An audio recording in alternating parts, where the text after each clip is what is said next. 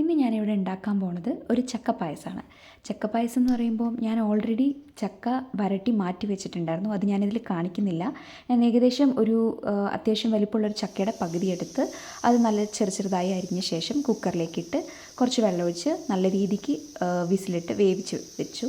എന്നിട്ട് അത് നല്ല രീതിക്ക് ഉടച്ച ശേഷം ഒരു വലിയ ഉരുളിയിലേക്ക് കുറച്ചധികം നെയ്യൊഴിച്ച് ഈ ചക്കയിട്ട് ഒരു ഏകദേശം 1/2 കിലോയോളം ശർക്കര ചേർത്ത് നല്ല രീതിക്ക് വരട്ടി എടുത്ത് വെച്ചിട്ടുണ്ടായിരുന്നു. കാരണം ഇനി പിന്നെ നമുക്ക് എടുത്ത് വെക്കാമല്ലോ എന്ന് ആലോചിച്ചിട്ട്.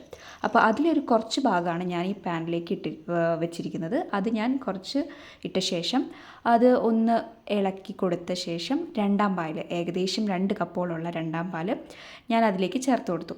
എന്നിട്ട് നല്ല രീതിക്ക് ഇളക്കി കൊടുത്ത് ചെറുതായി ചൂടായി തിള വരുന്നതിന് മുന്നേ നമ്മൾ ഏലക്ക ഒരു 5-6 ഏലക്ക ഞാൻ എടുത്തിട്ടുണ്ട്. അത് ജസ്റ്റ് ഒന്ന് ക്രഷ് ചെയ്തിട്ടേ ഉള്ളൂ. പൊടിയാണെങ്കിൽ ഒന്നുകൂടെ നല്ലതാണ്. ഞാനിവിടെ ക്രഷ് ചെയ്തതാണ് ചേർത്ത് കൊടുത്തിരിക്കുന്നത്. അത് നല്ല രീതിക്ക് ഒഴിച്ച ശേഷം ഇളക്കി കൊടുത്ത് കുറച്ച് നേരം ഒന്ന് തിള വന്ന ശേഷം ഒന്നാം പാൽ ഞാൻ ഏകദേശം 1 കപ്പോളം ഒന്നാം പാൽ ഞാനിതിലേക്ക് ചേർത്ത് കൊടുത്തിട്ടുണ്ട്.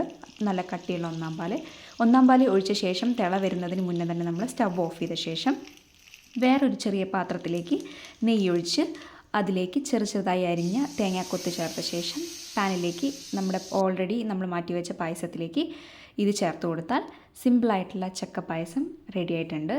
അപ്പം ഇതിൽ ഒരുപാട് കൂടുതൽ കാര്യങ്ങളൊന്നും ചേർത്തിട്ടില്ല. സിമ്പിളായിട്ടുള്ളൊരു പായസമാണ്. അപ്പം ഇതുപോലെ നിങ്ങൾക്ക് ഇനിയും സിമ്പിളായിട്ടുള്ള റെസിപ്പീസ് വേണമെന്നുണ്ടെങ്കിൽ ഫോളോ രസാരസം.